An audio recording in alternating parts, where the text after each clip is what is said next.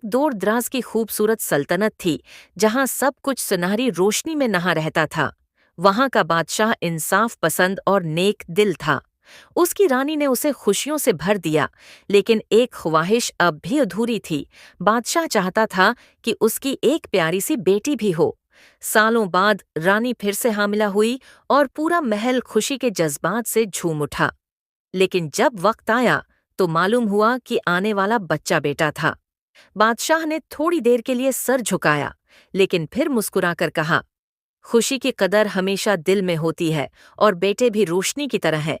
3 बेटे बड़े होकर खूबसूरत, समझदार और नेक दिल बन गए।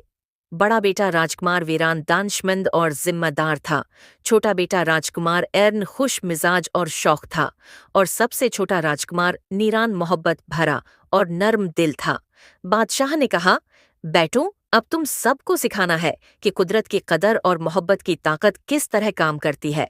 उसके बाद सब बेटे सूरजमुखी के खेतों की तरफ रवाना हुए, जो वादी के बीच में फैले हुए सुनहरी सुनहरी रोशनी में चमक रहे थे। वीरान खेतों में काम करने में सबसे आगे था। वो मिट्टी नर्म करता, पौधों को पानी देता और किसानों से बातें करता। उरिन खेत की खूबसूरती देखकर खुश होता, फूलों की गंती करता और तितलियों के साथ खेलता। नीरान सबके दरमियान मोहब्बत बांटता, जख्मी परिंदों की मदद करता और बच्चों को कहानियां सुनाता। एक दिन अरिन ने पूछा, भाइयों, ये सूरजमुखी इतने बड़े और सुनहरी क्यों हैं? वीरान ने मुस्कुराकर कहा, क्योंकि ये सब मोहब्बत, देखभाल और सब्र के साथ परवान चढ़े हैं। चंद साल बाद बादशाह की ख्वाहिश पूरी हुई। एक प्यारी सी बेटी पैदा हुई, जिसका नाम सूरजमुखी शहजादी रखा गया। वो इतनी हुसैन थी कि उसकी हंसी से पूरे महल की फजा खुशबू से भर गई। सूरजमुखी के खेत पहले ही सुनहरी थे, मगर अब शहजादी की मौजूदगी ने उन्हें जादुई चमक दे दी। शहजादे अपनी बहन के साथ खेलने लगे। वीरान उसे जमीन की कहानी सुनाता, अरिन तितलियों के रंग दिखाता और नीरान पानी में मना के सूरज के रंग के खेल सिखाता। शहजादी ने सबके दिल जीत लिए। वो छोटी थी मगर समझदार भी।